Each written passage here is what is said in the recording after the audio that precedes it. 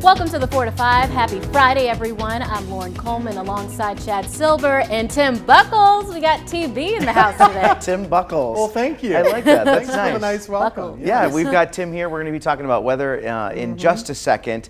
Thanks for watching us on air, online, Fire Stick, Roku. There's a story that's coming up this half hour that I really love, and I know that you'll love it too. It is a little leaguer who hit a grand slam in the World Series this week, and he's actually blind in one eye. So we're going to have some more on that story. It's certainly an inspiring one. But of course, we've got to get to Tim because the radar's acting up a little bit. Yeah, you know, it's a football Friday. People want to be out and about. It's Friday evening.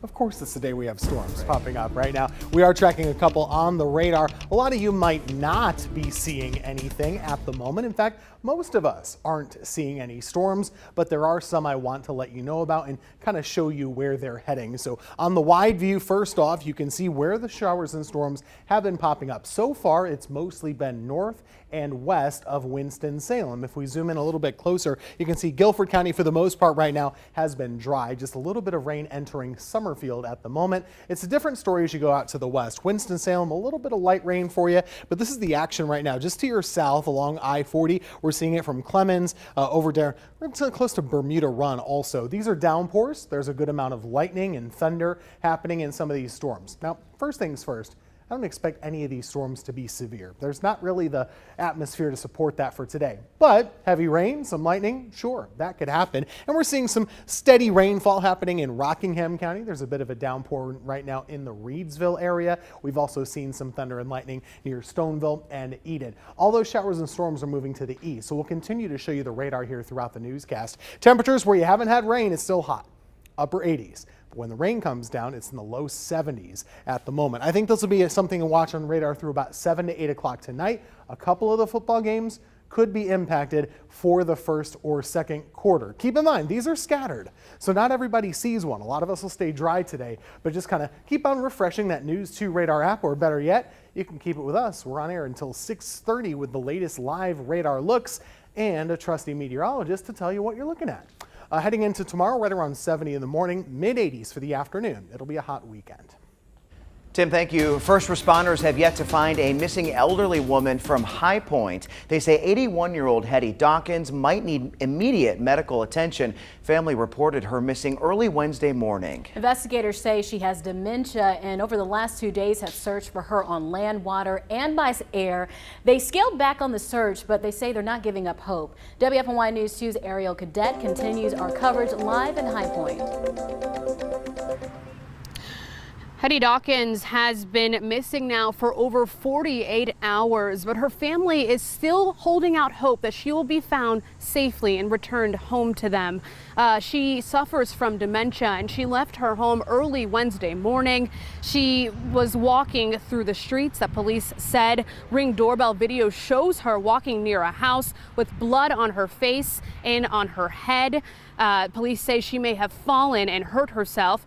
Lily McKeithen's doorbell camera captured the video of Dawkins. She says when police came and asked her for the video, she was shocked to see Dawkins walking up her driveway. In the footage, you see Dawkins walking around the area near McKeithen's home early Wednesday morning. She's moving slowly and appears to be lost or confused. McKeithen says she wished she would have known she was out there so she could have helped her. Because once I was able to see what they had on my door camera, yeah, you could tell she was like kind of scared. She didn't really know where she was, and it gives you a bad feeling to know, especially that she's out at that time of the morning. We're not talking like daylight or late afternoon. We're talking 3 o'clock in the morning, and that's a little scary. Some of her family met with McKeithen and took a look at the footage. Heddie's cousin is a nurse who works with dementia patients. She says her experience with the disease could give the family some insight as they continue their search for her. They tell me they're not giving up until she's found. She's going to be found, and so we believe that. We're trusting in God. We're a God-fearing family, and we know that God has her, and it's just a matter of time before we locate her. And the family has set up a search party with family members, community members. They actually met right underneath here at the church right across the street from Heddie's home. They all gathered here earlier and they all split up into different groups to go and search for her. And this was community led. Community members from all over came to meet and search for her. So we will keep you updated on that search and have more updates at 5 and 6. Ariel, thank you. If you are on Facebook, consider sharing our post about this search. Getting the word out and those pictures could help in the effort to find her. Let's get to your 4 to 5 roundup. Right now, a Danville 14-year-old is facing a first-degree murder charge. Investigators believe he killed 33-year-old Patrick Duffy last week on Halifax Street. They also believe 19-year-old Marty Oliver is connected to this murder. Police say he's on the run and should be considered armed and dangerous. The long-awaited affidavit outlining the purpose of the recent search of former President Trump's Florida estate is out now. The DOJ released the heavily redacted document earlier today. It shows 14 of 15 boxes with classification markings, including some at the top secret level. So far, this is the most detailed description about the search. It also reveals the gravity of the government's concerns that the documents were kept there illegally. The U.S. Secret Service says it's returning more than $280 million of loan money back to the SBA. It says the funds were illegally obtained during the pandemic. It identified more than 15,000 fake accounts used to rack up the money. The accounts were created using fake or stolen employment and personal information. The agency says it partnered with Green Dot Bank, which sells Green Dot debit cards, to find the accounts and get the money back. Get ready to see a lot more traffic on Monday when kids go back to school. You should also expect to see more police. The Greensboro Police Department is kicking off Operation School Watch on Monday, focusing on the safety of students and faculty. The two-week event runs from August 29th to September 9th. Meantime, bus drivers at Winston-Salem Forsyth County Schools have been practicing routes this week. The district shared these videos of stop arm violations, saying it is vital drivers pay attention. Slow down. Put your phones down, pay attention to the road, and be mindful of the students that you see on the side of the road so that we can pick them up safely and get them to school on time. Along with ensuring children are kept safe while traveling to school and from school, parents have another component to consider: school lunches. While many students eat a school lunch, there are many who prefer to bring their own lunch. Kristen Andrews is a registered dietitian with Navant Health. She says a nutritious meal is vital for a child's academic success and overall well-being. Having this food provides them with energy so that they're able to learn and they're able to continue developing as they should. And so we want them learning as much as possible, and the energy from their foods can help them do that. Andrews says when parents are packing lunch, they should include as many of the 5 food groups as possible. That includes a protein, whether that's meat or beans, a carbohydrate like bread or crackers, fruits and vegetables, a dairy item like yogurt, cheese or milk, and lastly, include a healthy fat. Yeah, so really popular right now are like deconstructed meals. So maybe we have a sandwich, but we're serving it separately, like the sandwich is not already made. We're serving bread, we're serving cheese, we're serving meat, but also like a child-friendly charcuterie board. So I know as adults, we really love those, but they're still very much appropriate for children. Andrews highly recommends parents avoid a lot of sugary foods, but says it is okay to incorporate small portions of sweets like a snack-sized candy bar. Well, let's remember that a fed child is best. And so anything that you're able to provide your child or your student is fantastic. And it's going to look different for everybody. So just making sure to offer them a fruit and a vegetable if you can. Andrew says most school cafeterias follow strict nutrition guidelines. So if your child prefers to eat lunch at school, she recommends you check in to ensure that they are actually consuming those meals. So what was your favorite item to pack in your school lunch? Several of you weighed in on my Facebook page. Renee Thomas says chips and honey buns. Stephanie Love wrote Star Crunch. Paul Lewis says pineapples and peaches. Billy Millam says a banana sandwich with a lot of Duke's mayo. Virginia Hartzell says peanut butter and a strawberry jelly. And then Anthony Davis says homemade turtle brownies made by me. That sounds good. I wasn't making stuff like that as a kid, but that sounds quite tasty. This is like an easy bake oven operation or something. Right. I mean, I'm impressed by that. You wrote a reply that got a lot of traction on my Yeah, page. my favorite snack every day for lunch, I would make myself a little charcuterie board for lunch. No, I'm Oh, just kidding. I was about to say, We you call might that as well made Lunchables. the chocolate turtles then. I like the oatmeal cream pies. Okay, That yeah. was my favorite. Nice. For Okay. sure. I would always. We never packed lunch when I was a kid. Okay. I think my mom was just too busy, and there were three of us, so we would Yeah. always eat the school lunches. And you know what's funny? So they were saying in there. Well, you said in there that they have to follow strict guidelines. Back in my day, there were no strict guidelines. There was pizza and French fries every day. Pizza, right? French fries, Every day. French Well, maybe toast not every day, sticks, but yeah, all that good it stuff. wasn't as healthy. I remember, to us, school pizza was a word, and school pizza meant it was like square, and it was Rectangle. pretty thick. Yeah, rectangle, exactly. And it was a different animal than what you get at the store. I really like school pizza. Did you I all loved ever it. try to like trade lunches with people? Yes. I remember when I lived in Germany when I was in 4th grade, my mom would not buy me Nutella, the hazelnut spread. She was like, you don't need that chocolate for lunch. But there was a girl who brought a Nutella and butter sandwich every day. Wow. So what I would do is I would give her my Jello and she would give me her Nutella sandwich. That does not sound like an even trade. Like she was losing out. Yeah, she was. Not I was you. like, you can have all the Jello that you want. And then do you tell mom about this or not until years I would later? not tell her. But then when I got to Yeah. college, she would buy me like the Sam's Club jar of the Nutella. And I'm like, why couldn't we do this when I was a You're kid? an adult now, fully grown. What other? Yeah, but I mean pizza. I mean all the time. I love That that pizza. rectangle the pizza. chicken nuggets, all Sure. the I stuff. love the French toast. I remember when they had that for lunch, I would double lunch and I would get 2 trays because I just love those quite French a lunch. toast sticks. It is. I would bring like 45 cents and buy like an ice cream cone or something, right? Like, Oh like yeah, a when they little- had the a la carte, like the special Yes. things. Yeah. My Little mom would nutty be like, buddy. "Why are you out of your school points already? Right. Buying too much of the extra stuff." Well, as you can imagine, nutrition is one of the top concerns for many parents. We're focused on finding out what else parents have on their mind headed back to the first day.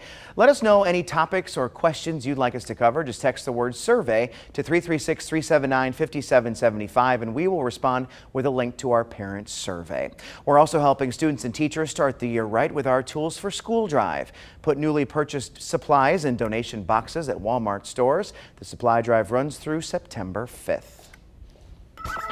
Social media is raving about a young baseball player that hit a grand slam during the Little League World Series. Josiah Porter from Tennessee accomplished the feat last night in a win or go home game. Even more impressive, he's legally blind in his right eye. The league says the injury happened when he bumped into the side of a toolbox when he was just 6 years old. Surgeries kept him out for a year, but Porter was determined to play the sport he loves. His team takes on Honolulu tomorrow in the championship game. Did you see that form in that photo? That's incredible. That was. They're good. These kids are good. They know are. what they're doing. Whenever I see stories like this, it just inspires me that no matter what setbacks you have in life, you just have to adapt. It doesn't mean that you can no longer do the things you want to do. You just have to kind of change your course a little bit. I'm just so impressed. I mean, I grew up playing baseball, and it's hard to hit a home run. Yeah. And I've It's got very 2 hard. working eyes, Yes. so I can't even imagine what it would be like if you only had one. I would love to talk to him to just figure out what his process is when it comes to, hitting or catching the ball. That would be interesting to hear. I don't know if you guys watched the Little League World Series ever, but it's really like just great television because it's the same thing with the spelling bee. They're children, right? So they're kids and they're so excited. Right. A lot of times in the pros, you might have like a guy hit a home run, he just kind of puts his head Yeah. down and runs around the bases. That never happens in the Little League. Right. It's exciting. Yeah. They're laughing, they're crying, they're this or that. It's just a lot And of they're emotions. so good. I Yes, saw of another course. video of a child that was catching a ball that almost was a home run, Yeah. and just the form that he used to catch that. I mean, these athletes are great. And they're playing for the fun of the game, not Yes. for the money that That's the, right. that the pros do. It's very pure. It's like pure Yep. sports, pure emotion, pure fun. I actually got a chance to go one time. Oh, okay. Because they host this in Williamsport, Pennsylvania, which is only about an hour from where I went to college. And this is like back to college time for me. So when we would drive down, it's like, let me just stop at a game and just watch them play. It was fun. And it's free. Everything is free. Oh, Really? good to know. Yes. I've seen it on television before. But Free that'd be admission. cool. That's really cool. Well, good Check it luck out. to them. Good We'll luck. be right back.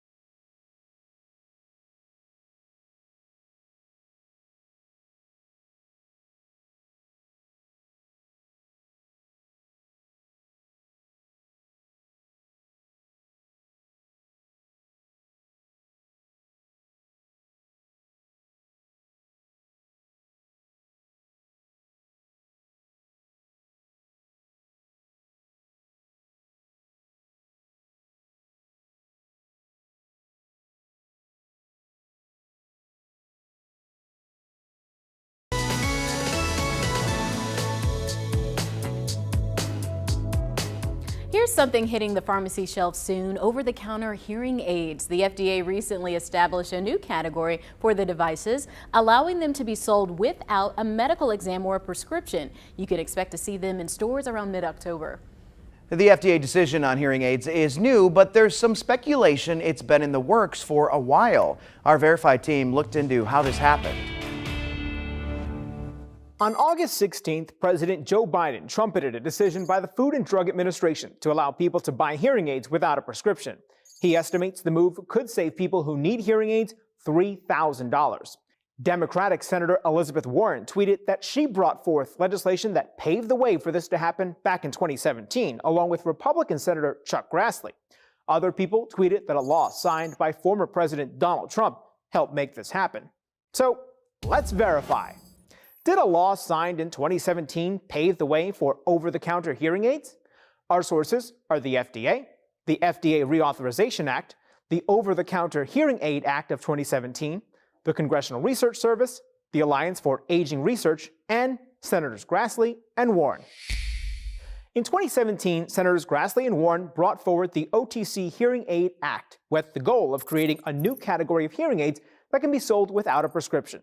Around the same time, Congress was debating a separate FDA funding bill, so they added the hearing aid bill into the funding bill. The FDA funding bill, with the added hearing aid language, was passed by Congress and signed into law by then-President Trump. However, the FDA didn't follow through. It wasn't until 2022 that the FDA finally took action after President Biden signed an executive order that set a deadline for the agency to create a new classification of hearing aids that can be sold over the counter, which they just announced. So, yes, a law signed in 2017 paved the way for over-the-counter hearing aids, but it took additional action to make it a reality. If you see something online that looks too good to be true, we will verify it for you. Just send an email to verify@wfmy.com. We'll be right back.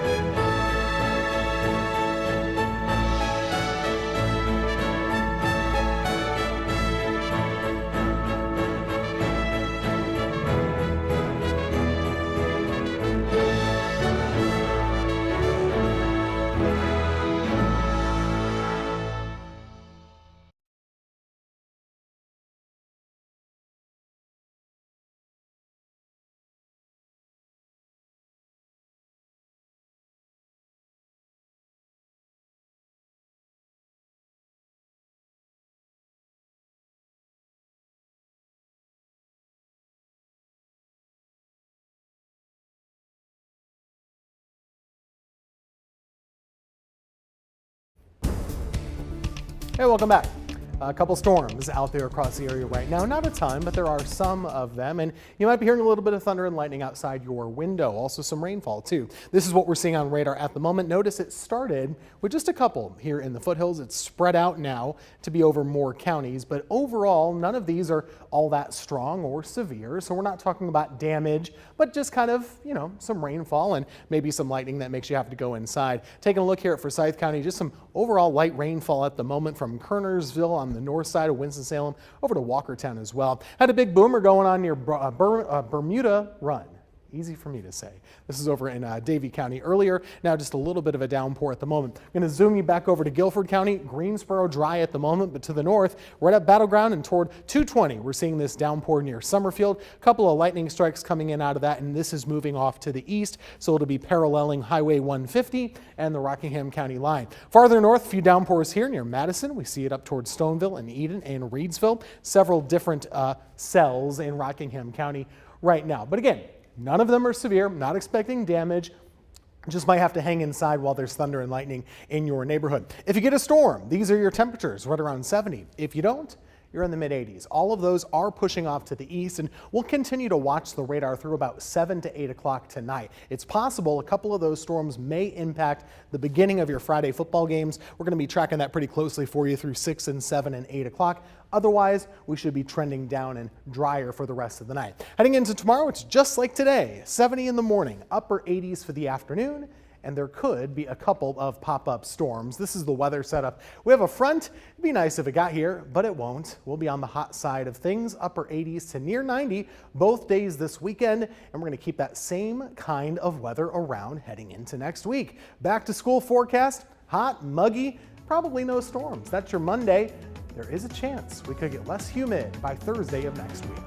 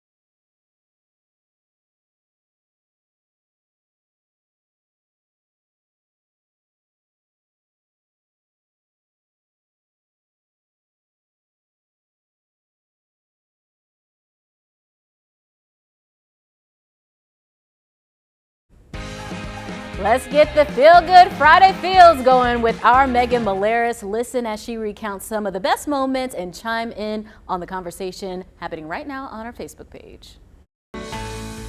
Joanne traveled to South Carolina Sunday to visit her son on his birthday. Faye could not find her car keys. She got a $400 estimate for a new fob, but her husband asked her to check her apron she had worn to work, and voila, they were there. Sandra spent a sweet day with her 8-year-old granddaughter doing crafts, playing games, and building a birdhouse. These days are so precious and she's growing up fast. Cindy is expecting her first grandchild, a boy, due any day now. Marion took 2 of her grandchildren to the beach. Amy and her husband are celebrating their 29th anniversary this weekend. Marilyn's yearly mammogram showed 2 abnormalities, but her ultrasound and biopsy showed she's cancer-free.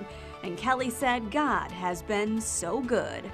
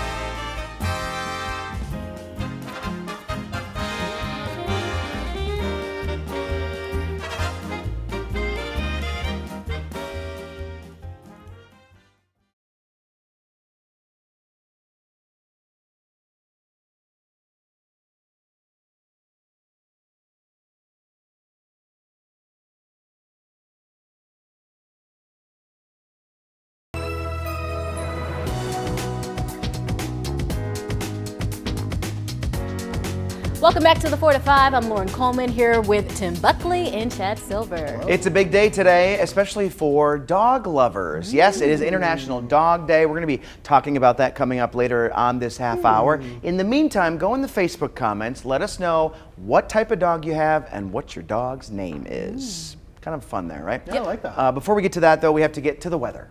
Hope it's not going to rain cats and dogs on you. Ooh. Like We're that. so funny. That'd be bloody, wouldn't I it? know. Everyone's groaning after that one. Hey, let me show you the radar, though. We do have some showers and storms pushing through the area. These are scattered. They're not going to hit everybody, and some of it is honestly just regular old rainfall at this point. The trend that I've been following is that they're getting weaker as they move closer to triad cities like Greensboro. But take a look here in northern Guilford County, a little bit of a thunderstorm now near Summerfield and right up toward the Rockingham County border. A little bit of light rainfall in Forsyth County for Winston-Salem and Kernersville. This is a bit of a storm earlier at 4 o'clock in Davie County, but that too has started to weaken and fizzle out just a little bit. Back to Guilford we go. You can see well north of the urban loop, we're going up toward Highway 150 and up near the northern Guilford High School area. A lot of rain, some thunder and lightning too. It is moving off to the east, so heading toward Brown Summit after that. Farther up the road in Rockingham County, a couple of downpours moving through Reedsville, also toward Wentworth, I should say, and places like Bethany getting some good rainfall. Stokes County getting a little drier, same for the foothills. And look at the temperatures. Cools you off about 15 degrees just like that. Mid-80s in the areas that are still sunny, but if you get a storm, it'll cool you down. Temperatures will be in that 80-degree range the next several hours. And if you're trying to get to the football stadiums this evening, there is a risk of a little bit of rain or even some thunder through 6 and 7 o'clock. I think after that, you're in pretty good shape, but bring along the rain gear just to be on the safe side. We're doing this all over again tomorrow. You can see upper 60s, near 70 for the morning. Chance of a thunderstorm in the afternoon. Most of us are dry. Upper 80s, close to 90 degrees. That is your forecast. Coming up, we'll talk more about the weekend and into next week if there's any chance of cooler air arriving. Get ready to see a lot more traffic on Monday when kids go back to school. You should also expect to see more police. The Greensboro Police Department is kicking off Operation School Watch on Monday, focusing on the safety of students and faculty. The 2-week event runs through September 9th. Another important part of school safety is ensuring students' health. Right now, doctors are encouraging parents to make sure their children are up to date on their shots and get their annual physicals.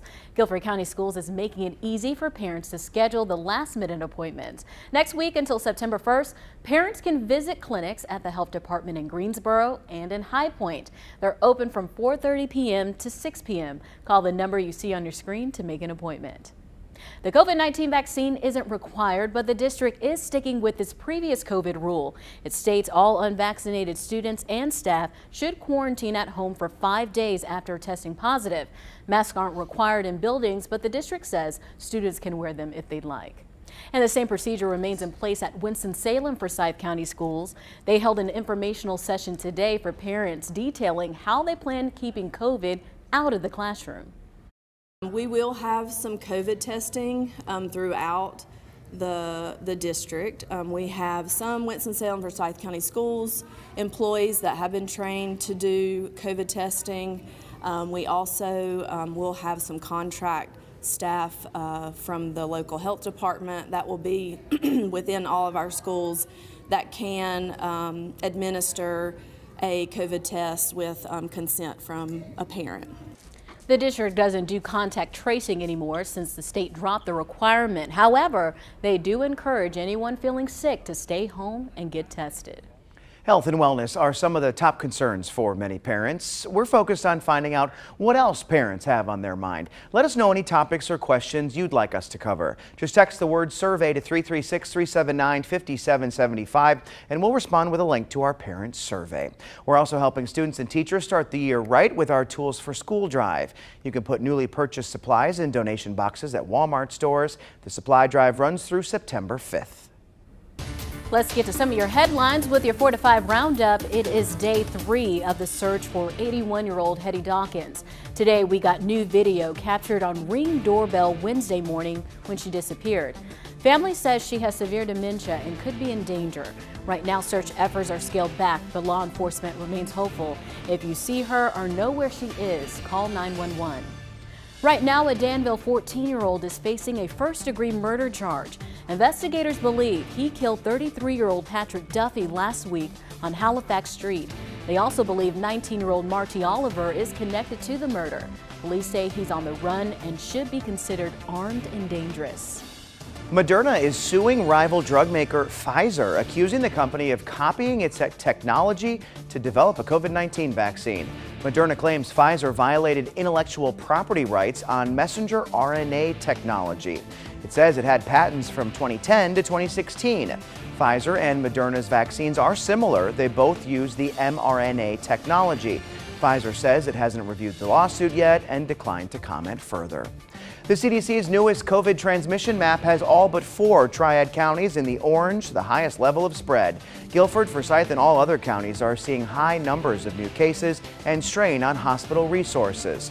If you're in an area with high spread, the CDC recommends wearing a mask indoors, and those who are at high risk should consider avoiding indoor public areas.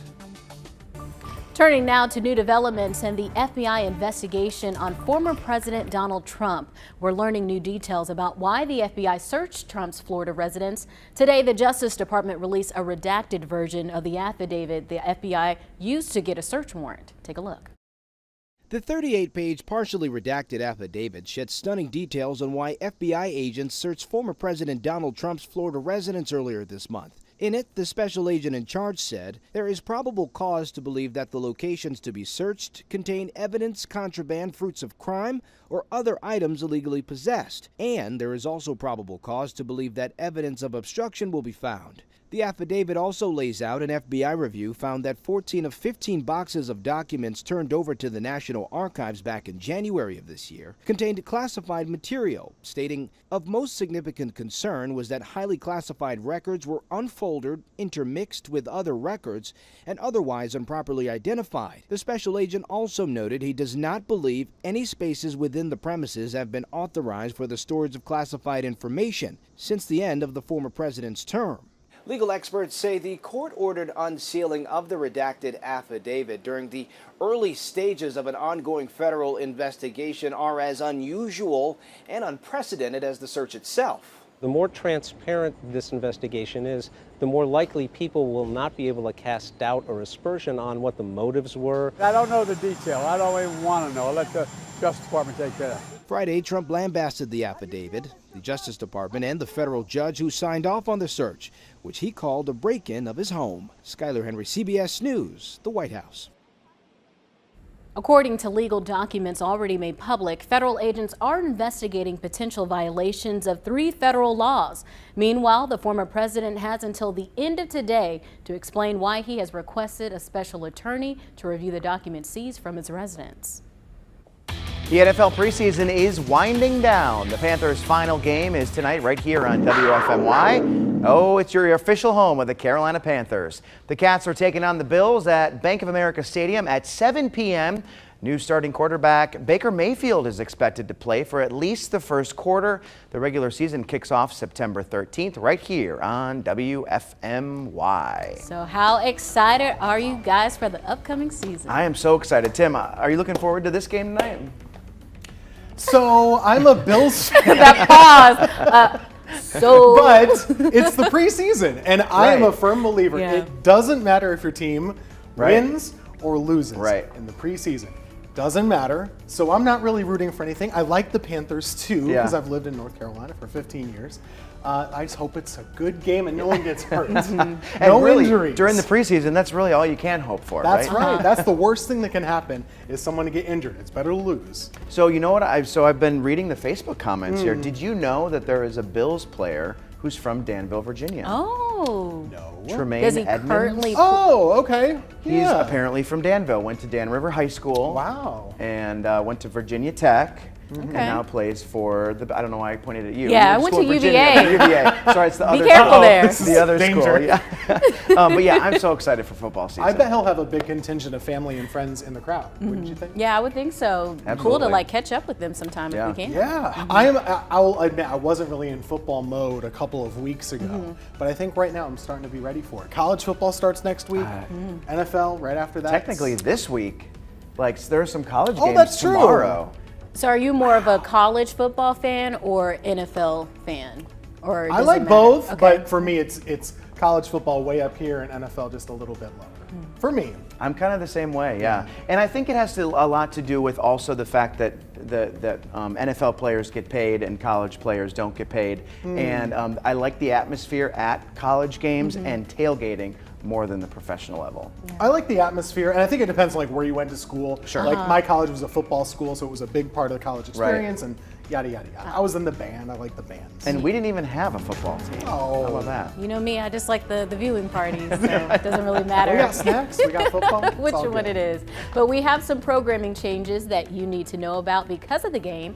Wheel of Fortune will air at 10 p.m. Jeopardy starts at 10:30, followed by WFMY News 2 at 11. We have 2 episodes of Blue Bloods that will air overnight starting at 1:38 a.m. and Secret Celebrity Renovation airs Saturday at 1 p.m. We'll be right back.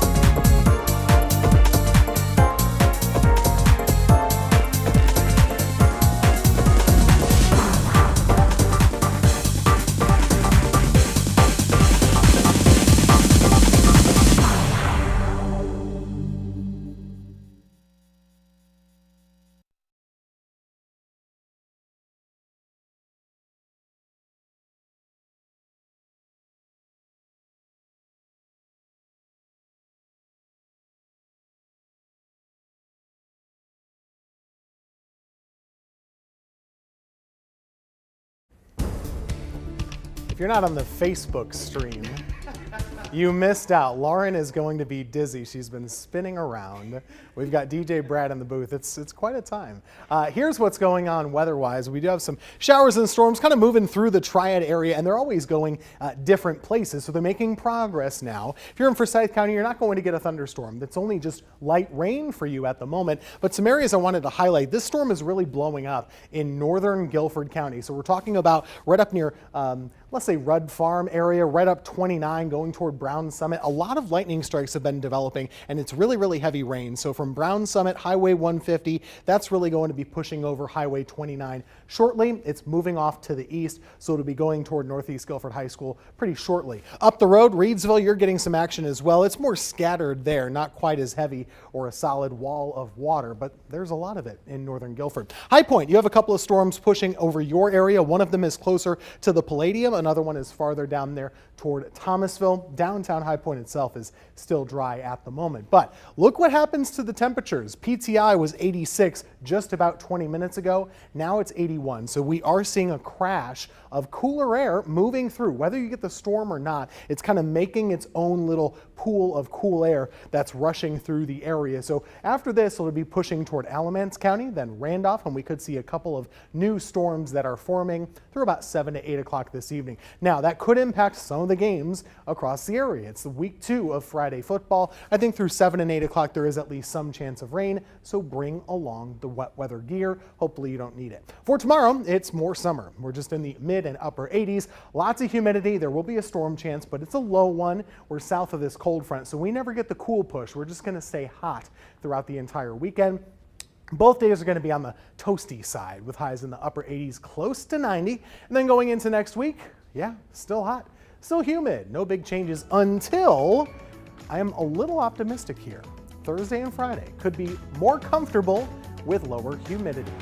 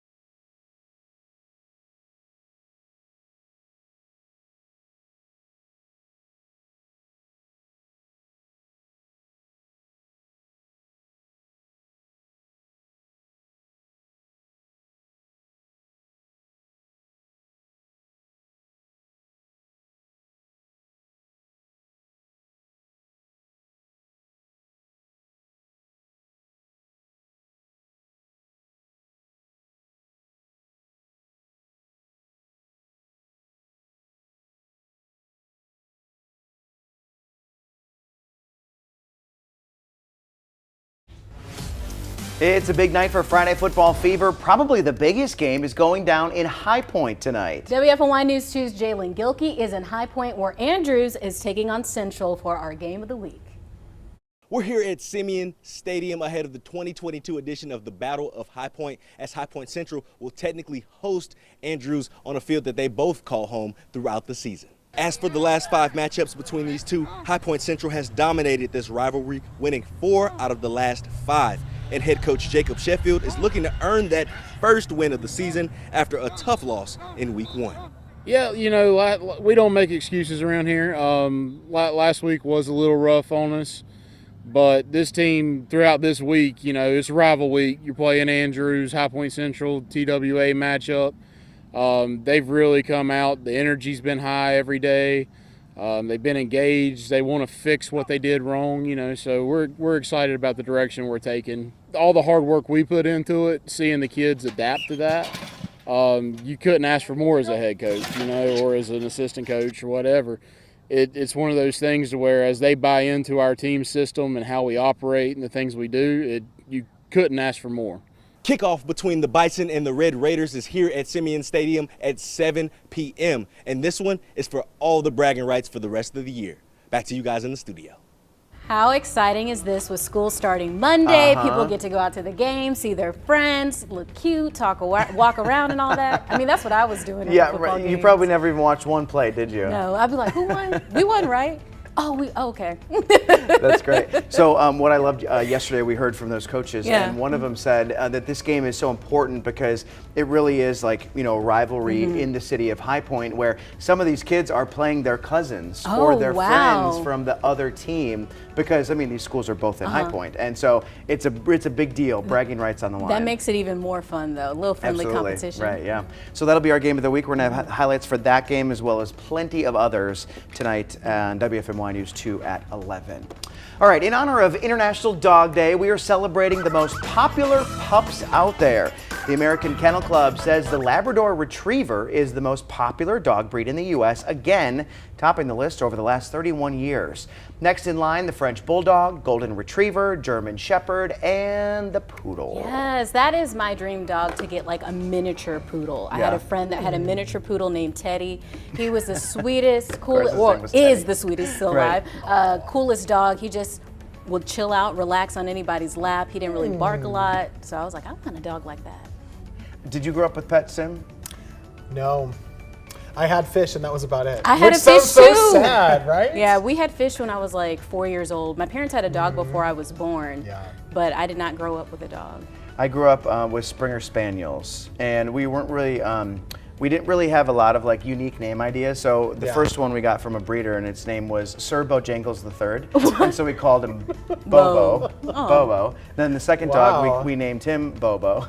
And it just kind of continued from there. It's bow time, right? You're more of a cat guy, right? I mean, yeah, I have some cats. I wouldn't mind a dog. I think it would be really nice. I'm not ready yet, though. I don't have the fenced-in yard or anything like that. But somewhere down the line, I think that would be a nice little companion to have. Me too. Do you think that Figaro would get along with a dog? No. Got it. Well, maybe. I actually don't know. You might be able to train him to get along with a dog. My problem with dogs is I always ask people whenever I meet their dog, I say, what kind of dog is this? And then they tell me, and then it means nothing to me because I don't know anything about dog breeds. And there's so many different like mixtures and everything like that. So they're part Australian sheephound. It's like, what does that mean? Like mixed with I don't know what Chihuahua Very nice and dog. Great Dane. I'm just glad that we're not mixing animals at this point. You know, like it's one thing to mix dog breeds, but you know when you start mixing with a cat or something, I mean, obviously that wouldn't work. I'm not. That was a cartoon cat dog. Oh, I remember that cat dog. Yes. Cat dog. Yeah, the one part was a cat. And you got the idea. Yeah. Happy Dog Day. Happy International Dog Day. Because you know there's so many of these lame names for days of the year. Sorry, that's my soapbox. But International Dog Day is a good one. A lot of people, you know, You're they right. like their pets to shine. It's different from Dog Day. Then there's an American Dog Day, and then there's this Dog Day. And then there's World Dog Day. Well, we want to see pics of your dog, so take a pic of your pup. No cheating, the absolute most recent pic. We want to see it. Send it to us with our free WFNY News 2 app. And we just might share it online or on air like these. Here's some we've gotten so far. Check them out as we had a break. That is so cute. Ooh, I like that one.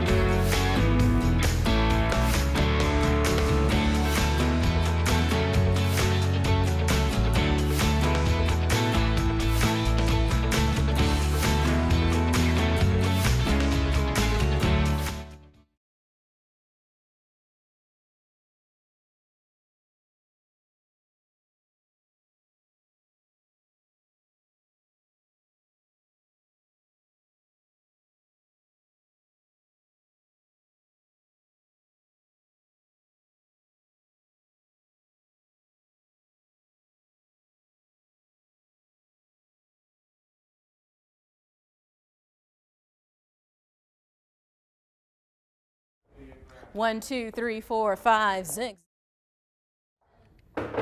Hey, I'm going to use the inside weathers because we just had lightning. I'm going to do inside weathers. Ding. Are we on generator?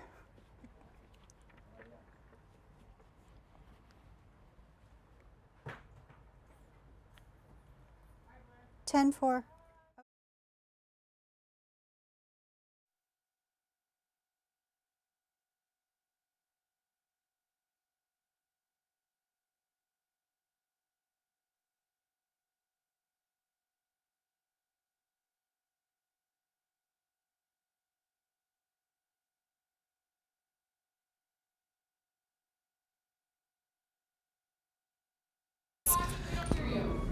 I have it on. 10, 9, 8, 7, 6, 5, 4, 3, 2, 1.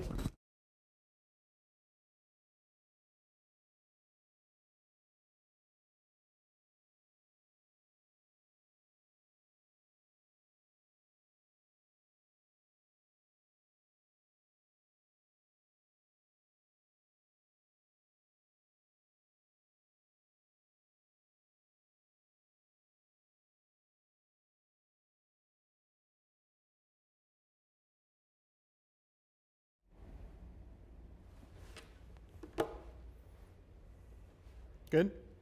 Okay.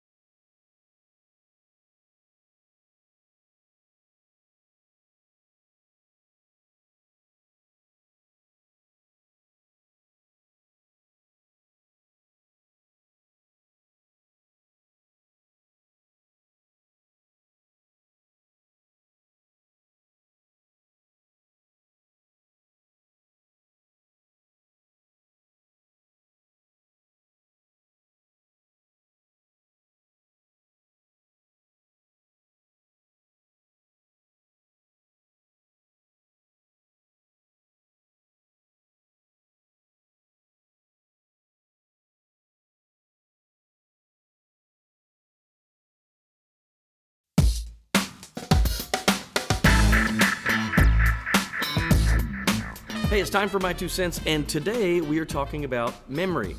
I was having lunch with a friend of mine, and we both joked, like, why can we remember a commercial jingle from when we 1970s or 80s, but we can't remember what we have for lunch Tuesday? So I started looking, and it's so true, isn't it, for those of you that are getting older like me? So I looked at howstuffworks.com, found a great article, and this was cool. So they said, imagine the flood of information that your brain gets every second of every day, right? We can't hold all that data. Interesting stat, it said our short-term memory can hold maybe about 7 items for 20 or 30 seconds. And unless it made a big impression on you, it's gone. It's not going to long-term memory. Now, to go to long-term memory, it said repetition is key. That's why we study for exams, because you'd say it over and over. And also, if you already knew something about that topic, and then this new little bit of information comes along, it has something to stick to. And then that can go back into long-term memory. And then all of a sudden, it all made sense. Think about this. All the stories that I tell people in my life, you have a few, maybe 10, 20 stories that are very funny, unusual, whatever. They stick with you. Why? Because you've told them over and over and over, and that's why they're always there. And I said, that makes sense. So that's why I can remember things from 40 years ago, but I can't remember Tuesday's lunch. And my family would argue that we're tired of hearing your favorite stories, so that's why I can't wait to meet new people so I can tell them all those stories again, right? And then they won't judge me like the family does. I can even remember commercial jingles like extra value is what you get when you buy Coronet. See, you knew that too, if you're my age or older. It's what we do as we get older. So family, I'm gonna find new people to tell these stories to. I know you're happy. That's just my 2 cents. That's your 4 to 5. WFMY News 2 at 5 starts now.